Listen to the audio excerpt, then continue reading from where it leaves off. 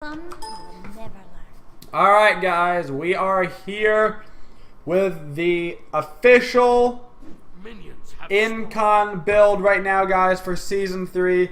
This is the build that I've been running. This is when I've been looking at other pro players, when I've been playing my ranked games, when I've been playing my scrims, when I've been doing all of that stuff, putting it all together, plus the style that I like to run. We're going to talk about the build that we're running with from start to finish, and kind of talk about why we're doing it. So let's get leveled up here, because why not? We get 100 HP per level on Athena, so that's fun. And that sound is really exciting, so. You can even rank up all of our skills, even though it doesn't really matter. So, I do not like running the Winged Blade build. The Winged Blade build is being run by a lot of people right now. I do not think it is the most efficient build. I think that Winged Blade is a great item, and that you can throw it in your build situationally, but that you should not be doing Winged Blade all the time. This first part of the build, I actually credit to Aurora, who I have seen doing this more than anybody else, and he's why I'm starting my build of this now. So outside of course, you know, your normal build, you start with your Watcher's Gift, etc. We're just going to go right into the full build. Talaria boots are going to be the boots that you buy, and they're going to be the first real item that you buy. Not any of the other boots, but Talaria. And I'm dead serious. I know you're looking at me right now. You're looking at me. You're like, no, look at me. Look at me. You're like, I'm the support now. Your build's done. It's over. No, I'm serious. Talaria boots, by far the worst stats out of any of the boots. They only give 20 magical power and 18% movement speed. But the thing is, one, the passive movement speed for you is great. Who cares about the passive HP 5? Don't worry about it. Not relevant. That additional movement speed helps you get between the lanes, so you can get your XP more. But more importantly, the 30 gold you get from hitting other gods is super crucial. It may not sound like a lot, but you're pretty much hitting 3 to 4 gods in that 90 seconds every time. So every minute and a half, you're getting an extra 90 to 120 gold. This is adding up to every 10 minutes, like upwards of 1,000 gold. So you need the gold. If you don't get the gold from these boots, you're gonna find that you're behind every other player in the game by 1 to 2k given the point in the game. And so you really need to get them. By getting Talaria boots, you get your other items faster. You get your other items faster. You get tankier earlier. Warning, you'll be kicked if you remain idle. Really? I'm discussing, game. Leave me alone. And to clarify, yes, this is a general every support build. Little variations, of course, on different supports, but Talaria boots on every support, and this next item on every support. The next item that we're going to get, which we get every single time as our second main item. So we have our Watcher's Gift, we get our Talaria boots, and then we get our first defensive item, and that's going to be Hide of the Urchin. We get Hide of the Urchin no matter what. There is no situation in which we will not be getting Hide of the Urchin. It gives too many protections for too cheap, and you want it early so you can get the passive going. Because you're going Talaria boots and not like cooldown boots, you're low on mana, so this will help give you mana. The health is great. 250 health is actually it's quite a bit of health now for items. Very few items even give health anymore that aren't crappy, because the health tree is completely garbage. You get both protections, which of course you're going to need both, but more importantly, you get the stacks going early, and because the stacks give you another 30 of each magical and physical, you need to be getting it early. You need to be getting it early.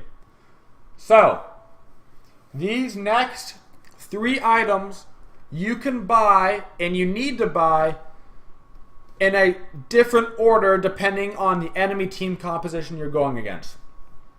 I recommend generally 2 of these no matter what, and the third one is pretty standard, but maybe you wouldn't want to get it. So we're going to get right into it with either or, okay, depending on what you're going against. Bulwark of Hope. Bulwark of Hope is extremely strong. Yes, it's getting nerfed, but let's talk about that really quick. It's taking away 10 health per level, which is 100 health on the shield, or 100 health on the shield at level 20. Not a big deal. And of course, the shield will no longer stay on you after a fight ends, which is a bigger deal. But the point being, it still gives you CCR, it still gives you a little bit of health, it gives you the magic protection, and it's the best like health-related item because you get the bubble, which not only is bonus health, but it's bonus health people don't expect, which a lot of the times lets you get away. If you're going against a team with more than just a mage middle, I'd recommend this. So they have a mage middle and an outgoing in the jungle. They have a mage middle and a Freya ADC. I'd recommend going right into the Bulwark of Hope.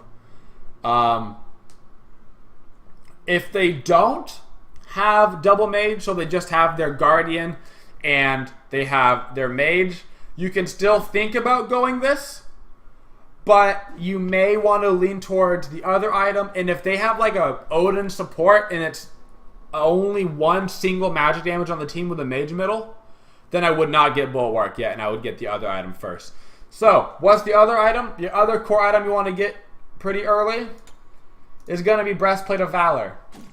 Breastplate of Valor. So, the thing about Breastplate of Valor is it doesn't give you very many, it doesn't give you any HP, right?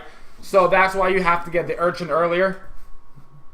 You have the Urchin earlier, which gives you the HP, so you have the leeway to get an item without HP. The Breastplate of Valor, of course, is great to get as your third slot item. Of course, situational here with Bulwark, flipping back and forth depending on the team comp you're going against. It gives you the physical protections, which you need for things like tanking towers, tanking the Gold Fury, etc. The majority of team compositions will be 3 physical, 2 magical. So for the most part, generally, it's going to be the better defense item. It gives you a ton of mana, which, like we said, because you didn't go mana boots, it's nice. You don't really need the mana because you have the Urchin, but this will put you in a less requiring to do any sort of mana meta. You don't have to worry about your mana consumption for the most part. And then really why we're getting this is the cooldown reduction. Specifically on gods that really like the cooldown, like Athena, this is a really good third item after the Urchin. Like I said, unless they have a bunch of crazy magical damage dealers. Geb would love to get an early Bulwark of Valor.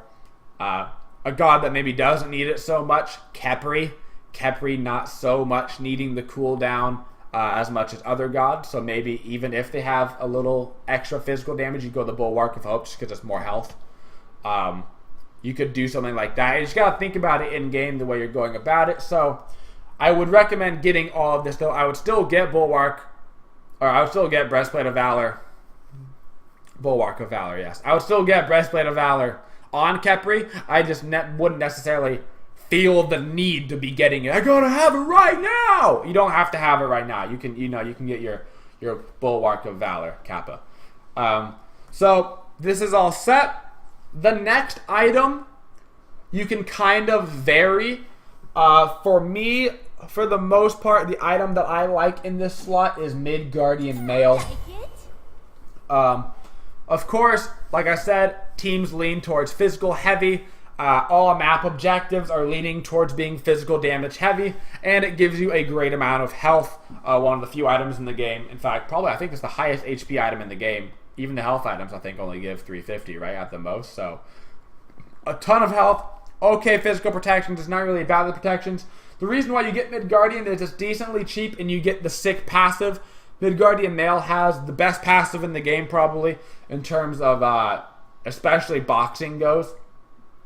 When you get hit by a basic attack, there's a chance that you slow your enemy's movement speed and attack speed for 2 seconds. Extremely strong passive, and it puts you in the front line. You don't have to worry about getting hit by people. Chat mentioned, yes, like things like Warlocks and Ethereal Staff give more, but I mean defensive items. Those are more aggressive items. Warlock's actually like, what, 100 magical power. So like even if it's a health item, it still gives a lot of magical power. So this is kind of rounding out your build. You get more physical protections because even though you have decent protections, you're still not super tanky, and you're never going to be super tanky, honestly. I hate to break it to all the supports out there. You're not going to be super tanky. You pretty much never will be unless you get ahead early, in which case you're getting your build done early. For the most part, you got to be careful because you're going to be squishy throughout the entire game. So watch yourself, watch your positioning. You may not want to use your, dashes and stuff to go into the wave. You may want to be using them to get out of a fight. So just be careful with that. You're going to be in a lot of trouble in that situation. The final item you're going to want in this build is going to be Spirit Robe. A lot of people like the Mantle of Discord, but not in this build. You get the Spirit Robe as this final item. Sometimes I get Spirit Robe before I get Midgardian Mail. That's totally fine. Especially on gods like Athena that like cooldown, because it does give you an extra 10% cooldown. The big reason why we're getting Spirit Robe over, what's this called, Desolation? Discord, Mantle of Discord. The big reason why we get Spirit Robe over Discord is the following two things. CCR, it finishes up our CCR, so we get the full 40% now, right? We get the full 40%. And the passive on Spirit Robe is better than the passive on Discord. You get 15% damage mitigation for 3 seconds when you're hit by the hard CC. Combine that with, of course, you get low on your health and you get the Bulwark of Health proc. If you have the Midgardian Mail, they're slowing their attacks. It gets hard to kill you the lower you're getting. So this gives you 30% CCR, a lot of protections because you have several items devoted to each, plus 2 items I give you from both. And after you finish your entire build, right, you've gotten your Talaria already, so you got all your items from it. You sell your Talaria, and you finish with Shoes of Focus. Very nice. Thank you, Athena. Very nice. You don't want to sell your boots until you have the rest of the build finished, because your boots are giving you gold to get the rest of your build finished. They're giving you the gold. That's the whole point of why we got them. Don't sell them early to get the cooldown boots, because then you're not going to get your other item as fast. That means you're finishing up the build with full cooldowns. Let's look exactly what kind of stats we have here. So looking at our final build, adding 30, of course, to our physical and magical protections on top of what we already have, because we don't have the Urchin stack, so don't forget that factors in. This build ends up with 294 physical protections. It ends with 213 magical protections. You have the full CCR. You have 3,300 health on Athena, of course. HP 5, like I said, who cares? And then you have the full 40% cooldown at the end of the game as well, and tons of mana. To do pretty much whatever you please with.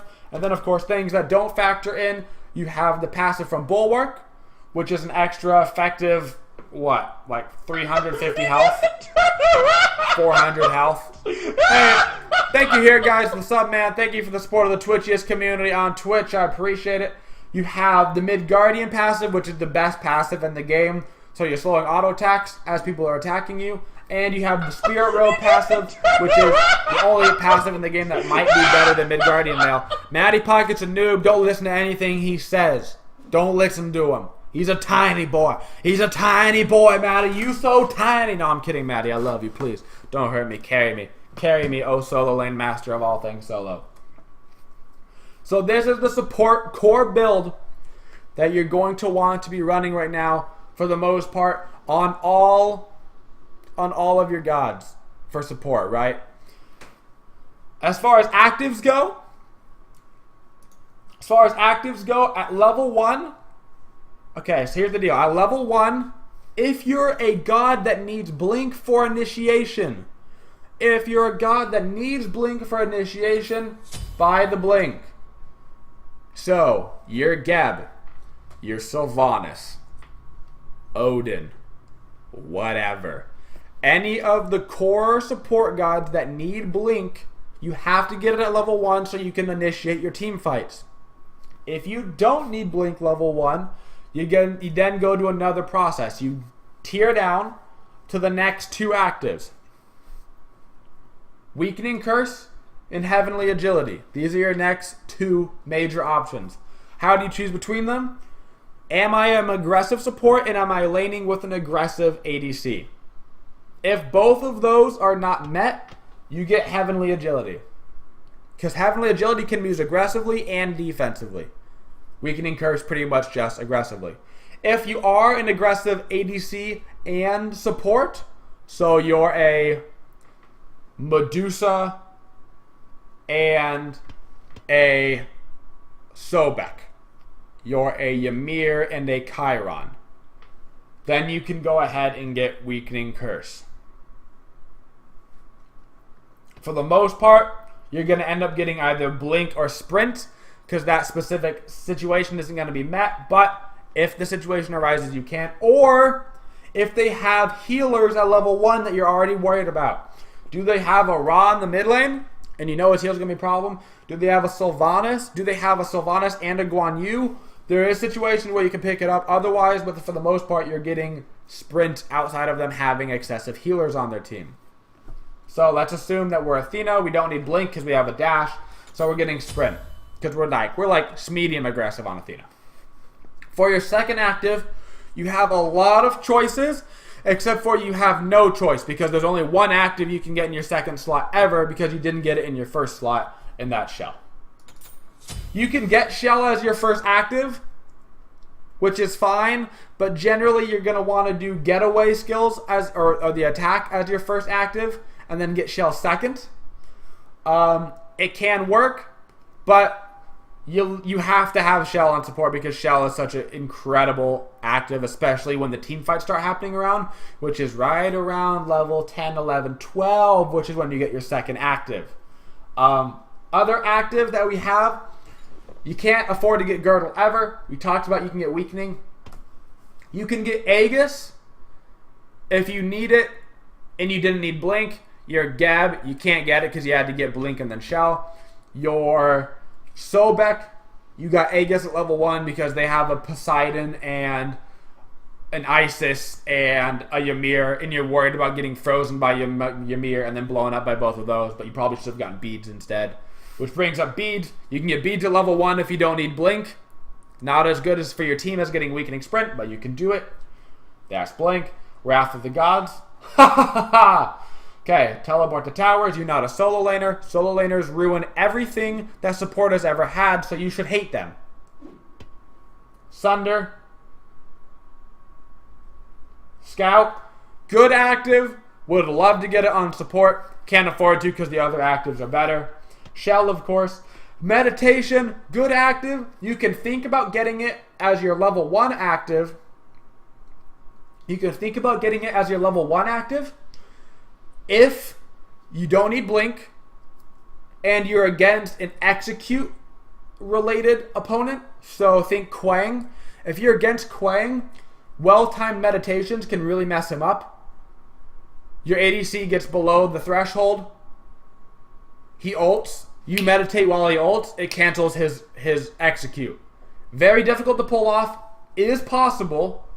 You can think about it or mess with it. See how you like it. Other than that, guys, that is the support build that we are running here in Season 3. This is the best build that we can come up with right now. A lot of supports are running variants of this build. And like, of course, I said, shout out to Aurora for convincing me that Talaria boots are the truth. And thank you for everybody that supports my YouTube channel by subscribing.